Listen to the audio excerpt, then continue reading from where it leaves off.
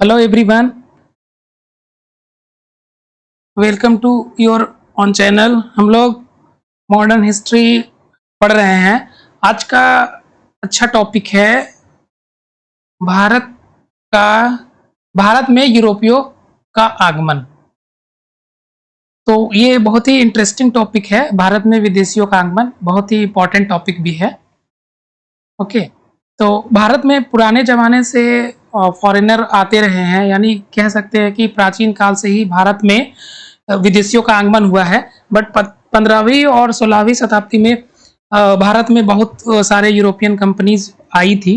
तो आज के टॉपिक में इन यूरोपीय कंपनियों के आगमन के बारे में हम लोग बात करेंगे, और अब कब आई ये कंपनी, और भारत में ही क्यों आई, और इन्होंने भारत में बहुत ही इम्पोर्टेंट रोल प्ले किया, और इनका इंडियन मॉडर्न हिस्ट्री में किसका क्या इम्पैक्ट रहा है। तो फर्स्ट में हम लोग बात करते हैं भारत में ही ये कंपनी क्यों आई, कहीं और क्यों नहीं गई। इवन ये सिर्फ इंडिया में नहीं बल्कि पूरे एशिया में भी अपना पैर जमाना शुरू किया था। तो कहा जाता है कि एक समय ऐसा दौर था कि मतलब यूरोप में यूरोप में बल्कि पूरे वर्ल्ड में भी बोल सकते हैं, जब हर तरफ नेगेटिविटी फैल गई थी। कहा जाता था कि पूरे पूरा वर्ल्ड में ऐसा टाइम आया था कि हर तरफ लोगों की क्रिएटिविटी खत्म हो गई थी। फिर इंसान जागा, इसी को कहते हैं पुनर्जागरण। ये यहाँ पे आप देख सकते हैं, पुनर्जागरण। तो पुनर्जागरण कहाँ से शुरू होता है? ये इटली के फ्लोरेंस शहर से शुरू होता है। इटली के फ्लोरेंस शहर से शुरू होता है। और पुनर्जागरण का अग्रदूत किनको कहा जाता है? तो दाते को कहा जाता है। ओके, तो पुनर्जागरण का मतलब क्या होता है? पुनर्जागरण का मतलब होता है फिर से जागना, या इसको इंग्लिश में रेनेसा भी कहा जाता है। तो पुनर्जागरण इटली के कहाँ से शुरू होता है? फ्लोरेंस शहर से शुरू होता है। और इसके बारे में डिटेल से हम लोग दोस्तों वर्ल्ड हिस्ट्री में पढ़ेंगे। मेन ये वर्ल्ड हिस्ट्री का पार्ट है पुनर्जागरण। लेकिन चूंकि मॉडर्न इंडिया से रिलेटेड है वर्ल्ड हिस्ट्री, तो हम लोग थोड़ा सा सरसरी निगाह से इसको देख लेते हैं। तो पुनर्जागरण वह दौर था जिस समय यूरोप के लोगों ने अपने जहाज़ों से, पानी के जहाज से वो ट्रैवलिंग के लिए निकले। और ट्रैवलिंग के लिए क्या? खोज करने के लिए निकले, रास्ते की खोज करने के लिए, रूट का खोज करने के लिए निकले। और उस ज़माने में बहुत सारे पुनर्जागरण के टाइम में बहुत सारा लिटरेचर लिखा गया। तो उन्होंने लिखना पुनर्जागरण के टाइम अच्छा लिटरेचर लिखा जाने लगा, अच्छी अच्छी किताबें लिखी जाने लगी। और इसके साथ साथ पेंटिंग भी शुरू हो गई। तो पेंटिंग में एक मैडोना का पेंटिंग होता है। और उस समय दाते को पुनर्जागरण का अग्रदूत कहा जाता है। और दाते उस टाइम एक बुक लिखा था जिसका नाम था द डिवाइन कॉमेडी, जिसमें स्वर्ग और नर्क की काल्पनिक काल्पनिक घटना के बारे में बताया गया है। तो ये सब हम लोग वर्ल्ड हिस्ट्री में पढ़ेंगे। तो बहुत सुंदर सुंदर पेंटिंग बनाई गई। इसके साथ साथ बहुत सारी मूर्तियां भी बनाई गई थी। ये दिख रहा होगा, बहुत सारी मूर्तियां भी बनाई गई। यानी जब लोग दोबारा से क्रिएटिविटी के रास्ते पर चला, तो कहा गया कि दोबारा से इंसान जाग गया है। तो फिर भी समाज के डेवलपमेंट के लिए ज़रूरी है कि समाज में क्रिएटिविटी हो, वहाँ के लोगों में इंटेलिजेंस के साथ साथ क्रिएटिविटी भी होगी, तो ही समाज 100% डेवलपमेंट के रास्ते पे चलेगा। तो अब हम लोग मेनली पढ़ना क्या है हम लोगों को? भारत में यूरोपियों का आगमन। तो जब रास्ता, हम लोग पुनर्जागरण की तरफ इसलिए थोड़ा इशारा किए क्योंकि यहीं से शुरू होता है रास्ते की खोजना। यहाँ जब पुनर्जागरण होता है, अच्छी अच्छी किताबें लिखी जाती है, पेंटिंग्स बनाए जाते हैं, अच्छी मूर्तियां बनती हैं, और लोग ट्रैवलिंग पे निकलते हैं, नए रास्ते खोजते हैं। जब नए रास्ते खोजते हैं तो तभी उन लोग भारत की तरफ आते हैं। ठीक है, तो पुनर्जागरण का वह दौर था जब बेहतरीन राइटर दोबारा लिखने लगे, बेहतरीन कलाकार सोसाइटी में दोबारा पनपने लगे। तो लोगों ने दोबारा से ट्रैवलिंग की तरफ ट्रैवलिंग किए, यात्राएं की और जगह जगह घूमने लगे और नई नई जगह खोजने लगे। तो इसी पुनर्जागरण के ही दौर में नई नई मशीनों का भी आविष्कार हुआ। ये देखिए, मशीनों का भी आविष्कार हुआ, और जब मशीनों का आविष्कार हुआ तो बड़ी बड़ी कंपनियां भी लगने लगी। तो ये कंपनी में मशीनों का यूज होने लगा। तो अब इन लोगों के पास क्या है, मशीन भी है, कंपनीज भी है, बट कच्चा माल नहीं है। तो अब ये लोग कच्चे माल की तलाश में इधर उधर यात्राएं करना शुरू कर दिए। इसी खोज के चक्कर में अलग अलग दिशाओं में यूरोप से बाहर की तरफ लोग आने लगे। तो यूरोप से बाहर आए, तब ये लोग, इन लोगों का जब भारत आगमन होता है तो किस तरह से होता है, कौन कौन पहले आया, इसके बारे में देखते हैं। पहले भारत आने वाला पुर्तगाली था, उसके बाद डच, उसके बाद अंग्रेज, उसके बाद डेनिश और उसके बाद फ्रांस। तो इसको हम लोग PDEDF के नाम से जानते हैं। PDEDF आपको क्रम से याद रहेगा, P से P फॉर पुर्तगाली, इस तरह से डच से D, अंग्रेज Englishman, Danish D, France F। तो PDEDF याद रखेंगे, आपको इजी वे में इसका क्रम याद रहेगा कि कौन सा विदेशी यात्री पहले आया था। तो पहले आने वाला पुर्तगाली था और लास्ट में आने वाला फ्रांस था। थोड़ा हम लोग मैप के माध्यम से समझते हैं। तो हम लोग जैसे स्क्रीन में देख रहे हैं कि देखिए, ये वाला पोर्शन यूरोप है, यूरोप है। तो यूरोप के देशों की खासियत है कि ये क्या है, ये चारों तरफ पानी से भरा हुआ, चारों तरफ नहीं, तीनों तरफ पानी से भरा हुआ है। मतलब आसपास कोई ना कोई सागर है। तो इन देशों का एरिया ज्यादा नहीं है, टेरिटोरी छोटा है, लेकिन यहाँ सबसे पहले बहुत सारी बड़ी बड़ी चीजों का इजाद हुआ। टेक्नोलॉजी का बहुत स्टार्टिंग में इनोवेशन हुआ, यानी बहुत सारी चीजों का यहाँ पे इजाद हुआ यूरोपीय कंट्री में, यहाँ पे यूरोपीय कंट्री में यहाँ। ठीक है, तो हम लोग यहाँ पे देखते हैं मैप की तरफ। तो ये है नॉर्थ अमेरिका, ये हमारा साउथ अमेरिका, और यहाँ पे देखिए ये अफ्रीका है, ये अफ्रीका है, और ये यूरोप है, ये इधर में एशिया है, ये एशिया का पार्ट है, और ये ऑस्ट्रेलिया है, ये अंटार्कटिका है। तो नीचे अंटार्कटिका है, ये वाला पोर्शन अंटार्कटिका। यहाँ सिर्फ साइंटिस्ट जाते हैं अंटार्कटिका में रिसर्च करने के लिए। तो यूरोप से निकले यात्री, यहाँ से यूरोप से निकले यात्री यात्रा करने के लिए इधर से पानी के जहाज में। तो जब भी लोग यात्रा करते हैं तो पैसा लगता है।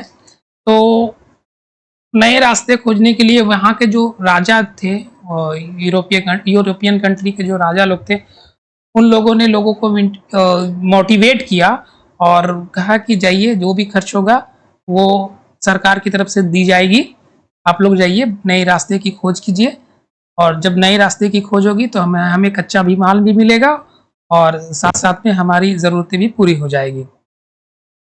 तो फिर ये कंट्रीज में मेनली नाम लिया जाता है स्पेन और पुर्तगाल का। देखिए ये है, ये पुर्तगाल है, स्पेन और पुर्तगाल का। तो अब हम लोग भारत में यूरोपीय देशों का आगमन के बारे में सीक्वेंस देखेंगे कि पहले कौन आया और उसके बाद कौन आया। तो ये हम लोग देख भी चुके हैं, लेकिन फिर से हम लोग देख लेते हैं। पीस पहला पुर्तगाली, ये पी से हम लोग जानते हैं, और डच, उसके बाद अंग्रेज ई, डेनिश डी, उसके बाद फ्रांसीसी एफ। तो ये पूरा मिला करके क्या होगा, PDEDF, जो हम लोग अभी देख भी चुके हैं। दूसरा आने का रूट, भारत आने का रूट, एक था बाई रोड और एक था सी रूट। तो बाई रोड आने का रास्ता था बाल्कन प्रदेशों से, तुर्की, ईरान, इराक, अफ्रीका और कुछ दर्रों से, जैसे कौन सा दर्रा, खैबर दर्रा, बेलन दर्रा से भारत आने का रास्ता था।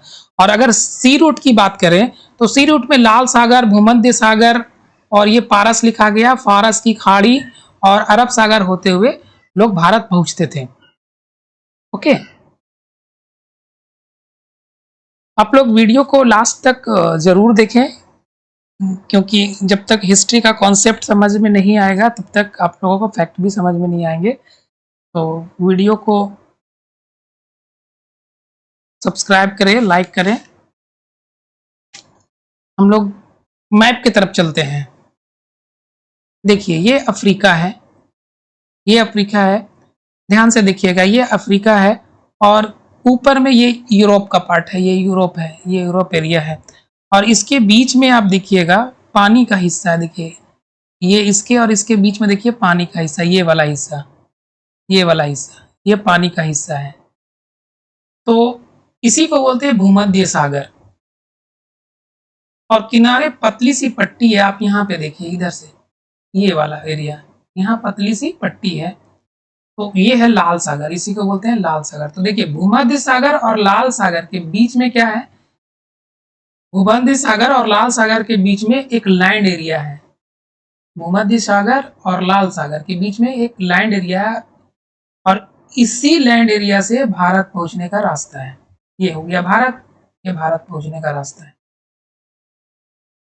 ओके, और इसके ऊपर ऊपर वाला हिस्सा है, ये एशिया है।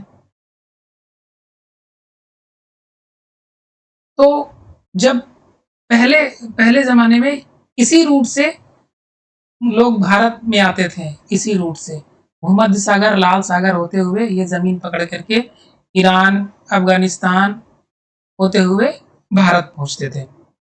हालांकि इस रूट में आने से बहुत दिक्कत होती थी, क्योंकि पहले पानी जहाज में आते थे, फिर जमीनी हिस्सा, फिर पानी वाला हिस्सा, इस तरह से काफी सामान को लाने में दिक्कत होती थी। और फारस की खाड़ी वाला इलाका की तरफ, यानी तुर्की तरफ, ये तुर्की हो गया, तुर्की अरबी ने कब्जा जमा लिया बाद में। तो फिर इधर से भी रास्ता ब्लॉकेज हो गया, इधर से भी आना बंद हो गया।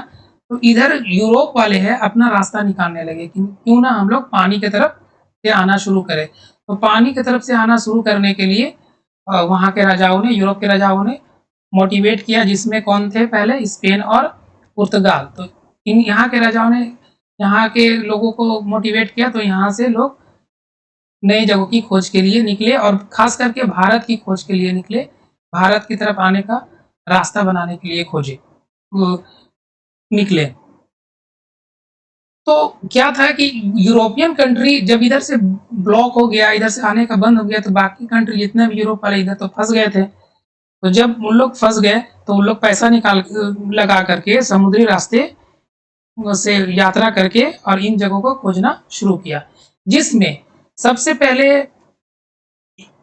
एक एक आदमी चलते हैं और यहाँ से चलते हैं इंडिया की खोज में, लेकिन पहुंच जाते हैं नॉर्थ अमेरिका। और अमेरिका में उसको लगा कि ये इंडिया है, इसलिए आज भी उत्तरी अमेरिका के तटवर्ती इलाके के लोगों को रेड इंडियन कहा जाता है। फिर हम लोग आगे चलते हैं, जिसका नाम था बार्थोलोमियो डियाज। बार्थोलोमियो डियाज, ये समुद्री रास्ते से, ये समुद्री रास्ते से, ये समुद्री, ये समुद्र है, इस रास्ते से वो यहाँ से चला और चलते चलते चलते चलते चलते चलते ये पहुंच गया, ये पहुंचे, ये अफ्रीका है, अफ्रीका के दक्षिणी छोर में।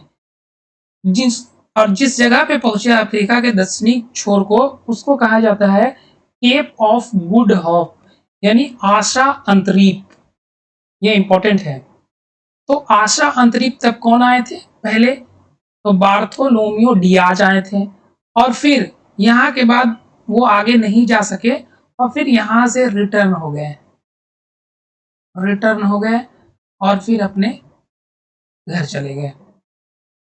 फिर आते हैं कोलंबस। तो कोलंबस भी भारत की खोज के लिए निकला, लेकिन 1492 ईस्वी में उन्होंने अमेरिका की खोज कर दी। तो ये सवाल भी पूछा जाता है कि अमेरिका की खोज किसने की थी, तो कोलंबस ने कब, 1492 ईस्वी में। और साथ साथ में वेस्ट इंडीज की भी खोज की थी, कौन, कोलंबस ने। फिर एक आदमी यहां से, ये देखिए यहाँ पे है, ये यही है पुर्तगाल, और पुर्तगाल की राजधानी है लिस्बन। तो लिस्बन से एक आदमी चला, अपना पानी जहाज लेकर निकला वहां से, और ये भी क्रॉस करते करते यहाँ से चलते चलते वो बार्थोलोमियो डियाज के रास्ते ये भी पहुंच गए केप ऑफ गुड होप, यहाँ पहुंचे। और जैसे ही बार्थोलोम्यू डियाज के रास्ते यहाँ पे पहुंचते हैं केप ऑफ गुड होप यानी कि आशा अंतरिक्ष, और वहां पे इनकी मुलाकात, उनकी भेंट एक गुजराती पथ प्रदर्शक यानी रास्ता दिखाने वाला या फिर व्यापारी उनसे होता है जिनका नाम रहता है अब्दुल मनीद। तो उनकी सहायता से वो इंडिया के रास्ता दिखाते, देखिए ये इंडिया का रास्ता, आप इधर से चले जाइए। तो फिर ये वास्को डिगामा यहाँ से निकलते हैं और फिर ऐसे समुंदर होते होते यहाँ से वो इंडिया पहुंच जाते हैं। यहाँ पर यहाँ जैसे पहुंचते हैं, वो कब पहुंचते हैं यहाँ इंडिया? 20 मई 1498 ईस्वी को वो पहुंचते हैं, कालीकट पहुंचते हैं, कालीकट बंदरगाह। और ये कालीकट बंदरगाह इंडिया में कहाँ है? केरला में है। तो केरला पहुंचा और उस बंदरगाह का नाम था कप्पड़ डाबू। तो आप सब जानते हैं कि उस आदमी का नाम क्या था? सभी को पता है दोस्तों, उस आदमी का नाम था Vasco D gamma. Vasco D gamma वो आदमी है जो भारत आने का ऐसा रूट खोजा जो इसके पहले किसी ने नहीं खोजा था। तो आप लोग मैप के माध्यम से उम्मीद है समझ गए होंगे। तो कुछ प्रश्न ऐसा भी किया जाता है कि भारत की खोज किसने की, तो थोड़ा ये भाषा गलत है, क्योंकि भारत कोई चीज नहीं है जो उसको खोजा गया था। भारत तो ऑलरेडी पुरानी कंट्री है, आज से नहीं। भारत को प्राचीन काल से ही हम सब अच्छी तरह से वाकिफ हैं कि हड़प्पा सिविलाइजेशन आज से लगभग 5000 साल पहले की पुरानी बात है। ये जहाँ की सभ्यता है 5000 वर्ष पहले शहरी सभ्यता थी। तो विदेशियों से यहाँ पे बिजनेस होता था, व्यापार होता था, उसको कोई कैसे खोज सकता है? तो वास्को डिगामा सिर्फ क्या किया था? वास्को डिगामा भारत आने का रास्ता खोजा था। वो भी कौन सा रास्ता? समुद्री इलाके से आने का रास्ता, इधर से ये समुद्र की तरफ से आने का रास्ता, भारत आने का रास्ता खोजा था, ये बोल सकते हैं। तो जब यहाँ पे पहुंचा वो, तो अरबों ने इसका विरोध किया। अब ये मैप के हिसाब से हम लोग समझ गए हैं, अब हम लोग आगे की ओर चलते हैं। तो थोड़ा हम तो देख लेते हैं स्क्रीन पर भी। पहला कौन आते हैं? बार्थोलोम्यू डियाज, जो 1486 ईस्वी में चलते हैं। और वो कहाँ तक पहुंचते हैं? आशा अंतरिक्ष, केप ऑफ गुड होप तक पहुंचते हैं, यानी अफ्रीका का ये दक्षिणी छोर है। तो ये सवाल आ सकता है कि आशा अंतरिक्ष की खोज, यानी आशा अंतरिक्ष की खोज किसने की थी? तो वो बार्थोलोम्यू डियाज। दूसरा चलते हैं कोलंबस, 1492 इसमें अमेरिका खोजते हैं और वेस्ट इंडीज खोजते हैं, और यहाँ के तटवर्ती इलाकों को रेड इंडियन कहा जाता है। तीसरा है वास्को डिगामा, जो 1498 ईस्वी में भारत पहुंचा। वास्को डिगामा हालांकि 1497 ईस्वी में पुर्तगाल की राजधानी लिस्बन से अपनी पानी का जहाज लेकर निकला और केप ऑफ गुड होप पहुंचा। वहां से गुजराती व्यापारी अब्दुल मनीद की सहायता से 20 मई 1498 ईस्वी को कालीकट बंदरगाह पहुंचा, जो केरला में है, कप्पड़डाबू बंदरगाह। तो जब यहाँ वहां पे पहुंचते हैं तो इनका स्वागत किया जाता है, इनको वास्को डिगामा को। और इनका स्वागत कौन करते हैं? वहां का जो शासक होते हैं, और वहां के शासक को कहा जाता है जमोरिन। जिस तरह से बादशाह, सुल्तान, नवाब, उसी तरह से वहां पे जमोरिन कहा जाता था। तो वहां का जमोरिन नामक शासक ने इनको वास्को डिगामा का स्वागत किया, पानी की तरफ से आए हैं इसीलिए। लेकिन अरबों ने इसका विरोध किया, क्योंकि उस टाइम समुद्र में अरबों की धाक थी, तो उनको थोड़ा बुरा लगेगा ही। हेनरिक का प्रतिनिधि बनकर वास्को डिगामा भारत आया था, और 1499 ईस्वी में, 1499 में यानी एक साल बाद, पुर्तगाली यानी कि वास्को डिगामा गोवा बंदरगाह से, थोड़ा इंपॉर्टेंट है, इसको ध्यान में रखना है, गोवा बंदरगाह से आए थे। वो कालीकट में उतरे थे, और जब वो वापस जा रहे हैं तो रिटर्निंग के वक्त इनका जाना होता है गोवा बंदरगाह से। लेकिन गोवा बंदरगाह से वो खाली हाथ नहीं गए, इन्होंने बहुत सारी काली मिर्च, मसाले, ये सब ले करके गए वहां पे। और कहा जाता है कि वहां जब पहुंचे, तो वहां पहुंचने के बाद ये मसालों को बेचने के बाद, काली मिर्च को बेचने के बाद इतना ज़्यादा मुनाफ़ा हुआ, यानी मतलब सारा खर्च निकालने के बाद उनको 60 गुना ज़्यादा फ़ायदा हुआ, 60 गुना फ़ायदा हो गया उनको। तो इस तरह से व्यापार लगातार भारत के साथ पुर्तगाल का बढ़ता गया आगे, और बहुत जल्द ही 5 साल के अंदर ये लोग 1503 ईस्वी में अपनी पहली कोठी या कंपनी की स्थापना कर देते हैं ये लोग, इतना जल्दी 5 साल के अंदर। तो इस समय अगर हम लोग देखें कि भारत में देखा जाए तो इस समय किनका राज था, तो इस समय दिल्ली में दिल्ली सल्तनत का पतन शुरू हो गया था। चुप। और अब दिल्ली सल्तनत में बहुत ही कह सकते हैं कि ताकतवर राजा नहीं बचे थे, यानी लोधी वंश का आखिरी टाइम था, और दिल्ली सल्तनत के राजा पानी की तरफ ज्यादा एक्टिव नहीं थे। हम सब जानते भी हैं कि भारत में इनफैक्ट मुगलों ने भी पानी की तरफ कभी ध्यान नहीं दिया था, तो उन्होंने नौसेना पर भी काम नहीं किया था। और यहाँ तक कहा जाता है कि मध्यकालीन भारत में आप देखेंगे कि गुजरात अभियान के दौरान मुगल बादशाह अकबर ने पहली बार समुद्र देखा था, बताइए। तो हम लोग आगे देखते हैं, इन लोगों ने धीरे धीरे करके अपना पैर हाथ मारना स्टार्ट किया, और फिर बारी बारी से पुर्तगाली यहाँ पे जैसे ही वास्को डी गामा जाते हैं, फिर बारी बारी से और भी पुर्तगाली यहाँ पे आए, और ये इनमें से कुछ इंपॉर्टेंट है। तो पहला आदमी जिनका नाम है पेट्रो अल्ब्रेज कैब्रल, पेट्रो अल्ब्रेज कैब्रल। उतना लंबा अगर याद नहीं रहेगा तो आप सिर्फ कैब्रल के नाम से याद रख सकते हैं। तो हम लोग इनके बारे में पढ़ते हैं। भारत आने वाला यह दूसरा व्यापारी था। पहला व्यापारी कौन थे? तो वास्को डी गामा। और दूसरा कौन थे? भारत आने वाला दूसरा व्यापारी, तो वो थे कैब्रल, पेट्रो अल्ब्रेज कैब्रल।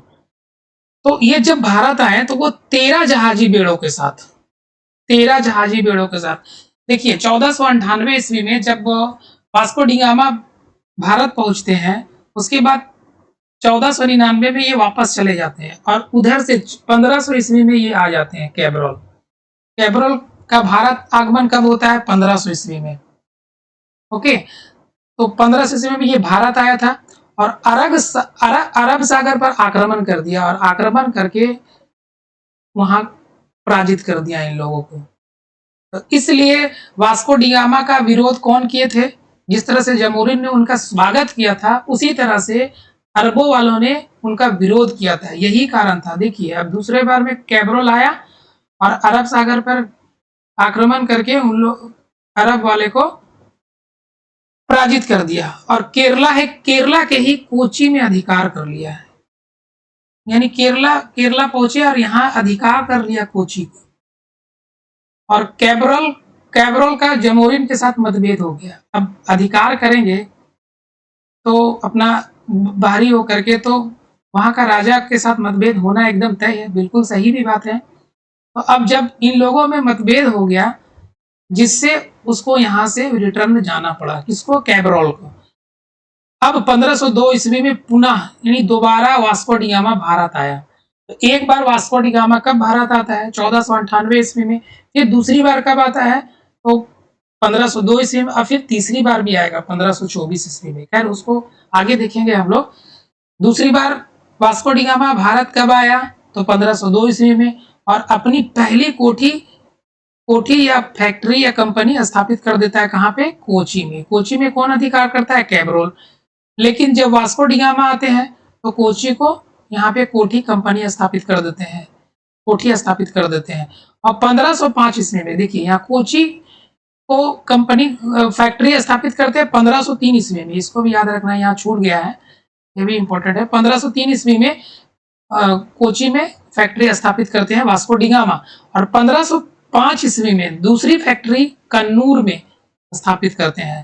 तो पहली फैक्ट्री 1503 में और दूसरी फैक्ट्री 1505 में, दोनों Vasco D gamma. Okay, next पुर्तगाली जो आते हैं ये भी इंपॉर्टेंट है। तो इनका नाम है Francisco de Almeida. Francisco de Almeida, सिर्फ अल्मीड़ा के नाम से भी इनको जान सकते हैं। 1505 ईस्वी में से लेकर के 1509 ईस्वी तक ये रहते हैं भारत में। और अब आगे देखते हैं, भारत में प्रथम पुर्तगाली गवर्नर के रूप में ये इनका आगमन हुआ था। यानी जब ये भारत आए तो वो पुर्तगाली कंपनी का प्रथम गवर्नर बन के आए थे। तो ये इंपॉर्टेंट सवाल यहाँ से बनता है, और इंपॉर्टेंट है भी, बहुत बार ये कॉम्पिटेटिव एग्जाम में पूछा भी गया है कि भारत का प्रथम पुर्तगाली गवर्नर बनकर, भारत कौन है, मतलब भारत का प्रथम पुर्तगाली गवर्नर कौन था, तो वो था फ्रांसिस्को डी अल्मीड़ा। तो अरबों पर आक्रमण करके उनके व्यापार पर अधिकार कर लिया। अरबों पर आक्रमण किया और उस पर अधिकार किया, जिससे अल्मीड़ा की जल नीति कहा जाता है, नीली जल नीति, ब्लू वाटर पॉलिसी कहा जाता है। 1509 ईस्वी में इसने गुजरात पर भी आक्रमण किया, तुर्की पर भी आक्रमण किया, मिस्र पर भी आक्रमण किया और उनके सेनाओं को पराजित कर दिया।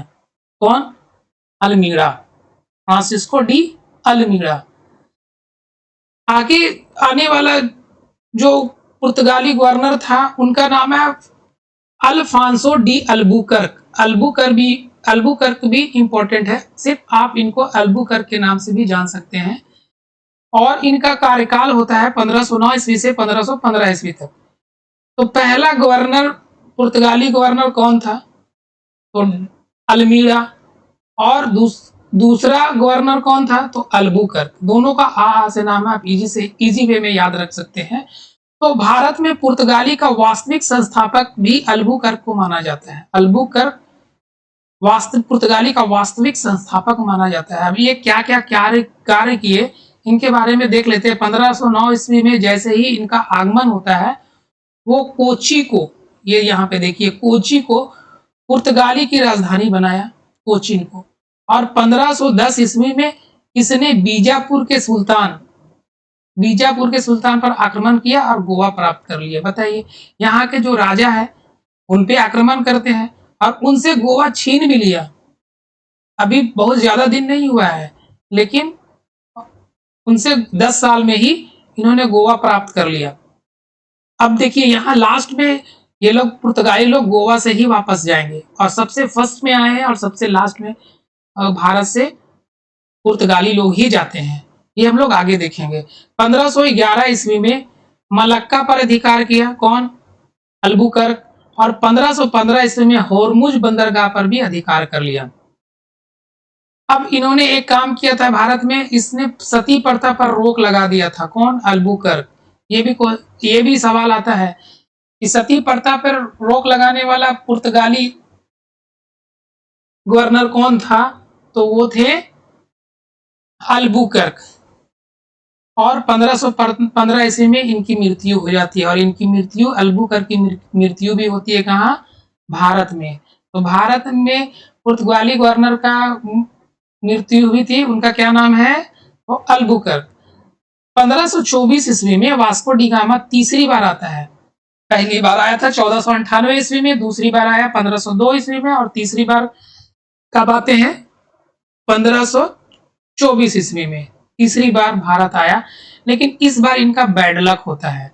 1524 में आए और 1524 ईस्वी में इनकी मृत्यु हो जाती है, इनकी डेथ हो जाती है भारत में ही। तो भारत में इस तरह से दो पुर्तगाली गवर्नर का डेथ होता है। और वो दोनों कौन कौन है? तो एक कर्क है, जिनकी मृत्यु 1515 में होती है, और जस्ट उसके 1524 ईस्वी में, 9 साल बाद 1524 ईस्वी में वास्को डी गामा की भी मृत्यु हो जाती है। उसके बाद पुर्तगाली आते हैं जिनका नाम है नीनो डी कुन्हा। ये भी इंपॉर्टेंट है, Nuno da Cunha. Nuno da Cunha का कार्यकाल होता है 1529 ईस्वी से लेकर 1538 ईस्वी तक। तो 1530 ईस्वी में, 29 में आया, लेकिन ये 30 में, एक साल बाद 30 में पुर्तगाल की राजधानी कोचीन था, तो वो कोचीन को हटा करके पुर्तगाल की राजधानी बनाया गोवा को, गोवा ट्रांसफर कर दिया। तो ये भी सवाल यहाँ से इंपॉर्टेंट सवाल बनता है, किसने कोचीन के जगह पे गोवा को राजधानी बनाया? तो वो था Nuno da Cunha. Nuno da Cunha, आप कुन्हा नाम से भी याद रख सकते हैं इसको। 1538 ईस्वी में चौथा गवर्नर गर्सियो डी नोरोन्हा आया था। ओके, तो व्यापार करने के लिए परमिट पुर्तगालियों से लेना पड़ता था। कोई भी अगर व्यापार करे तो बताइए, उनको परमिट लेना पड़ता था पुर्तगालियों से। तो जब ये अपना परमिट देते थे तो उसके जगह पे उसको क्या बोला जाता था, कार्ट सिस्टम, उसको कार्ट सिस्टम कहा जाता था। तो उससे क्या होता था कि जहाजों का देखरेख, जो मतलब जो भी इजाजत लिए, परमिट लिए इससे पुर्तगाली से, तो उसके जहाजों का देखरेख पुर्तगालियों के जहाज का काफिला करता था। ओके, अब नेक्स्ट हम लोग चलते हैं। देखिए, भारत में तंबाकू की खेती की शुरुआत पुर्तगालियों ने की थी। भारत में मूंगफली पुर्तगालियों ने लाया था, आलू पुर्तगालियों ने लाया था, लाल मिर्च पुर्तगालियों ने लाया था, अमरूद, पपीता, ये सारा का सारा पुर्तगालियों द्वारा भारत लाया गया था। इसके साथ साथ प्रिंटिंग प्रेस की शुरुआत 1556 ईस्वी में, जो उन लोग बाद में राजधानी बनाया था गोवा को, गोवा में प्रिंटिंग प्रेस का स्थापना की गई थी। और 1961 ईस्वी में देखिए, भारत आजाद 1947 में होता है। पुर्तगाली कब आते हैं, 1498 ईस्वी में आते हैं। तो भारत आजादी के बाद 1961 ईस्वी में, इस समय भारत के प्रधानमंत्री पंडित जवाहरलाल नेहरू होते हैं। तो उनके कार्यकाल में 1961 ईस्वी के आसपास में गोवा से पुर्तगाली चला गया। यानी कितना दिन के बाद गया, सबसे फर्स्ट में आया, सबसे लास्ट में गया, वो भी भारत आजाद होने के बाद गया। और जब वो लोग चले गए 1961 ईस्वी में, तो 1987 ईस्वी में 1987 में भारत का 25वां राज्य बनता है गोवा। भारत का 25वां राज्य बनता है गोवा। तो आगे का टॉपिक बच गया है डच, अंग्रेज, डेनिश और फ्रांसीसी। ये हम लोग आगे के वीडियो में पढ़ेंगे। आप लोग वीडियो को लाइक करें, सब्सक्राइब करें। Thanks and take care.